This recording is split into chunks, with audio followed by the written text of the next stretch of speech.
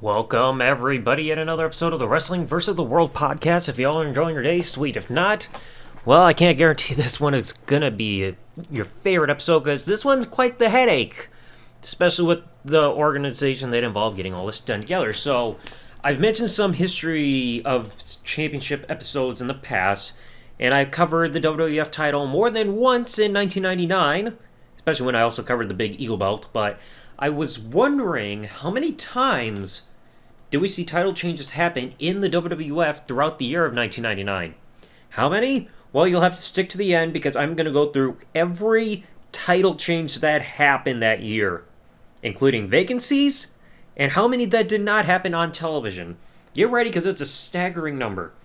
And also, the dates that I'm going to have on these that are not on pay-per-views, they're going to be based on when these aired. So I know like the first one that I'm going to mention was taped in December 98, but I aired in January 99. So that's the dates that I'm going to go for based on when we were shown these happening. So first off, the first title change that happened in the Company, January 4, 1999 Raw, an infamous moment where Mankind defeated The Rock in a no disqualification match to win the WWF Championship. Got a huge rating, one of the most historic moments of the year. Now, a few weeks later, Royal Rumble 1999. The Rock would defeat Mankind in an I Quit match under shady circumstances to regain the WWF Championship. The following night on Raw, Jeff Jarrett and Owen Hart on the January 25th, 1999 edition of Raw would win the Tag Team Championships from the Big Boss Man and Ken Shamrock of the Corporation.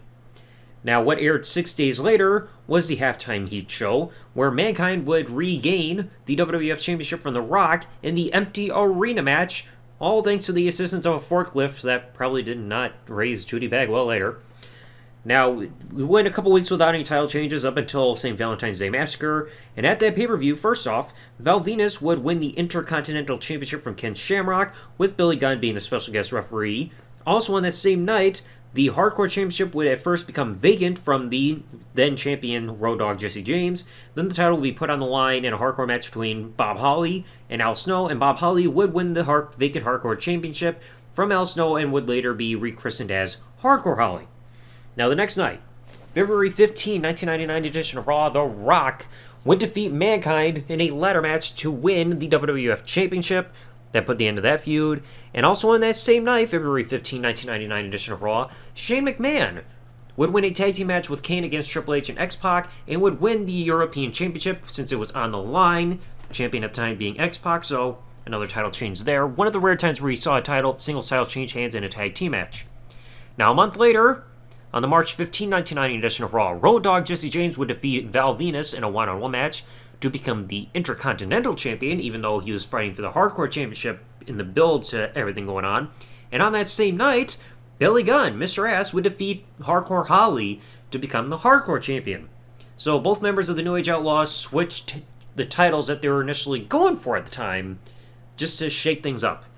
Now a couple weeks later, we see a couple more title changes. WrestleMania 15, Hardcore Holly would defeat Al Snow and then champion Billy Gunn in a triple threat match to win the Hardcore Championship, and later on in the main event of that exact same evening, Stone Cold Steve Austin would defeat The Rock in a no disqualification match to regain the WWF Championship after not holding it since, I think, whenever it was back in the summer, at Breakdown. So, went quite a while without a title change there to Stone Cold. Now, next night, March 29, 1999 edition of Raw, Goldust would win the Intercontinental Championship from Road Dogg Jesse James one-on-one match. Now, the following week, April 4th, 1999 edition of Heat, Shane McMahon would retire/vacate the European Championship, saying he wanted to retire as champion, so the championship would be deactivated/vacated for a little while after this. The next night on Raw, April 5th, 1999, on episode of Raw, Kane and X-Pac would defeat Jeff Jarrett and Owen Hart to become the new Tag Team Champions. Next title change, the week after, April 12, 1990 edition of Raw, The Godfather would defeat Goldust to win the Intercontinental Championship. Yeah, I'm getting nauseated too by all these changes. A couple weeks later, Backlash pay-per-view 1999, Al Snow would defeat Hardcore Holly in a hardcore match to win the Hardcore Championship once again. We wouldn't get any title changes for a little bit after this. Then May 10th, 1999 edition of Raw. A bit of a controversial one here. Deborah would defeat Sable in an evening out match to win the Women's Championship, but the rules in this match end up being reversed per Shawn Michaels, who was the commissioner at the time, where he stated that whoever lost their dress would become champion, and they did this to get the title off Sable, who was departing the company at this time, so yeah, bit of an iffy one there. Now, a little bit later on, at Over the Edge 1999, The Undertaker would defeat Stone Cold Steve Austin with Shane McMahon and Vince McMahon as referees to win the WWF Championship thanks to a fast count by Shane McMahon. A little over a week later, on the May 31st, 1999 edition of Raw, we had two title changes on that evening. First off, Jeff Jarrett would defeat The Godfather to win the Intercontinental Championship in honor of Owen Hart, and also on that same night, the Acolytes defeated Kane and X-Pac to become the new tag team champions. Now you fast forward a couple of weeks, the June 14, 1999 edition of Raw, Ivory would defeat Deborah to become the new women's champion, and this would be the longest reign that she would have with the title, and especially the longest run of that year. A week later, on the June 21st, 1999 edition of Raw, Midian would officially become the new European champion after he found the belt in Shane McMahon's bag, and Shane said, yeah, okay, you can be champion.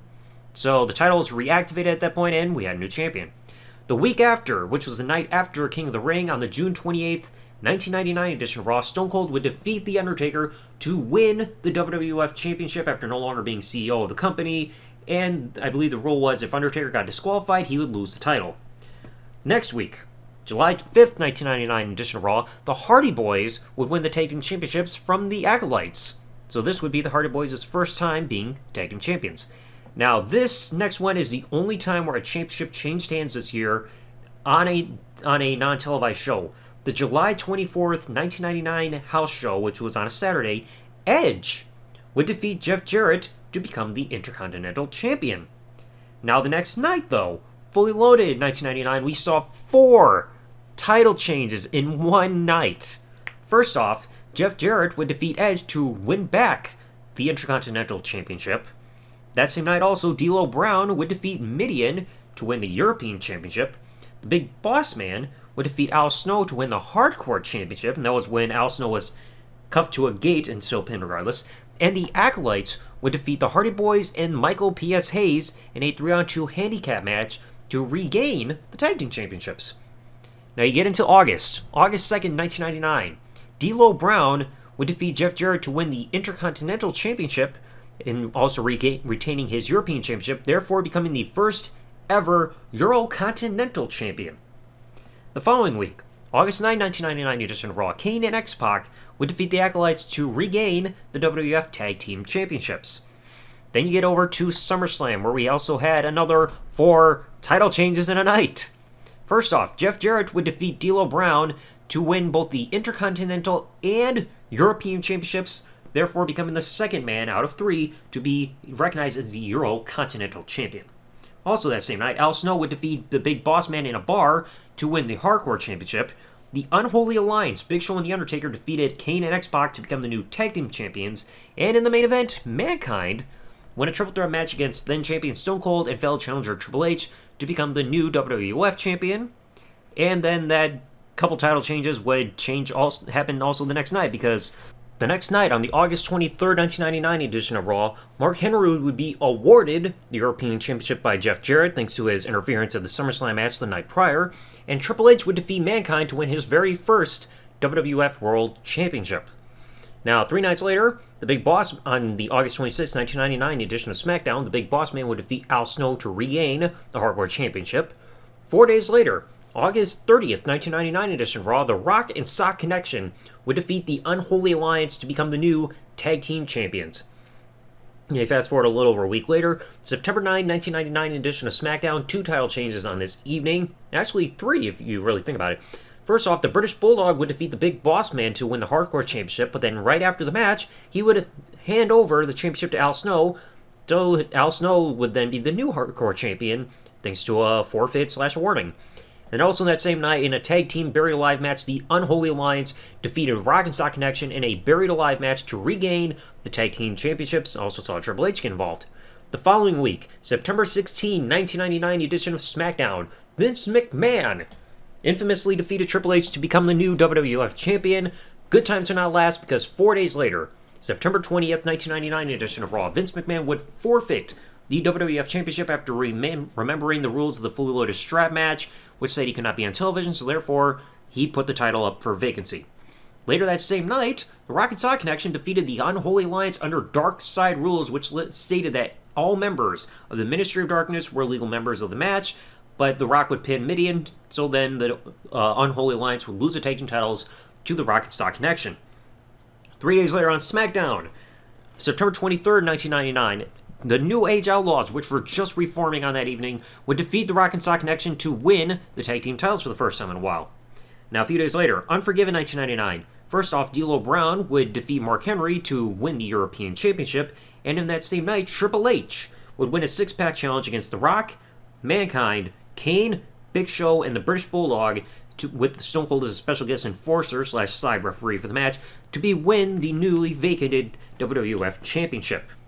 About a month later, we started to get some more title changes, as on the October 14th, 1999 edition of SmackDown, the Big Boss Man would defeat Al Snow and Big Show in a triple threat match to win the Hardcore Championship, and also the Rock and Sock Connection defeated the New Age Outlaws to regain the WWF Tag Team titles. Now, you get to No Mercy a little bit later. The Fabulous Moolah would defeat Ivory to become the new Women's Champion.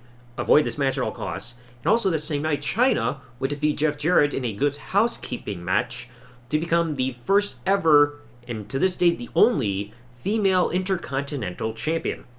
Now, not too long after that, on the October 18th, 1999 edition of Raw, the Holly Cousins, Hardcore, and Crash would defeat the Rock and Sock Connection to become the new Tag Team Champions. And the following week, October 25th, 1999 edition of Raw, Ivory would regain the WWF Women's Championship from the Fabulous Moolah. Go forward 3 days, October 28th, 1999 edition of SmackDown, the British Bulldog would defeat the one and only D'Lo Brown, the main man of Europe, to win the European Championship, first time holding it in a couple of years. Then the following week, November 4th, 1999 edition of SmackDown, Al Snow and Mankind would defeat the Holly Cousins, Hardcore and Crash, to become the new Tag Team Champions. But 4 days later, November 8th, 1999 edition of Raw, the New Age Outlaws would defeat the new Tag Team Champions, Al Snow and Mankind, to win the Tag Team titles from them. Now, just a bit later, Survivor Series. Only match where we saw a title change was when the Big Show, who filled in for Stone Cold, defeated The Rock and Triple H to become the new WWF Champion in Triple Threat match. And then as the year tapered off, the title changes closed off at Armageddon with about another 3 title changes after this. First off, Chris Jericho would defeat Chyna to become the new Intercontinental Champion. The Cat would win a Fatal 4-Way Evening Gown Pool Elimination match against fellow champion Ivory, and as well as fellow challengers Jacqueline and BB to become new Women's Champion. And finally, Val Venus would defeat the British Bulldog and D'Lo Brown in a triple threat match to become the new European Champion. Now that's a big mouthful within this episode, so you may be thinking, Jesus, dude, how many title changes did we see? Well, first off, vacancies / retirements combined, we saw 3 of those. One for the WWF title, one for the European, and one for Hardcore Championships. And in terms of title changes, whether they be somebody got beaten in a match, somehow became champion after it was vacant, or even a title being awarded to people, so all 3 of those combined, the year saw 61 title changes under those circumstances. The WWF Championship changed hands 12 times with one vacancy. The European Championship changed hands 8 times with one vacancy / retirement.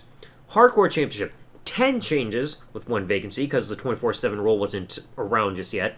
The Tag Team titles changed hands 15 times this year. The Intercontinental Championship changed hands 11 times, with one of those being at a house show. And no, the finish from the Chyna Chris Jericho match from the end of the year does not count because the ruling for the match in the title would not happen until the following week on Raw. And the Women's Championship would change hands a total of 5 times. So all of those combined, 61 title changes, 3 vacancies in 1 year. I'm starting to dread what will happen if I decide to look up what happened during the year of 2001, because we saw a lot of those too during the Invasion storyline. I'm going to need some hardcore beer for that, but my God, this was a mess of a year. Just booking all over the place. Oh, we got to keep everything like Crash Course TV. You never know what's going to happen. A title can suddenly change hands from 1 week to the next, and it just about did for the most part. But anyway, that is the entire history of every title change in the WWF throughout the year 1999. let me know what you all thought in the comment section below. This was a fucking headache. My good God. What were they thinking? There's one rule to describe this year with these title changes. Overkill. But anyway, if you guys enjoyed today's episode, please remember to leave a like, comment what you thought below, subscribe with the bell turned on if you're listening to this on YouTube, or follow if you're listening to this on any other service that this episode of this podcast is available on, and I will catch you all in the next episode. Thanks for listening, everybody. Like, comment, subscribe. Peace out, and now, today, folks, I gotta find something to change, most likely my pants after sitting through all this.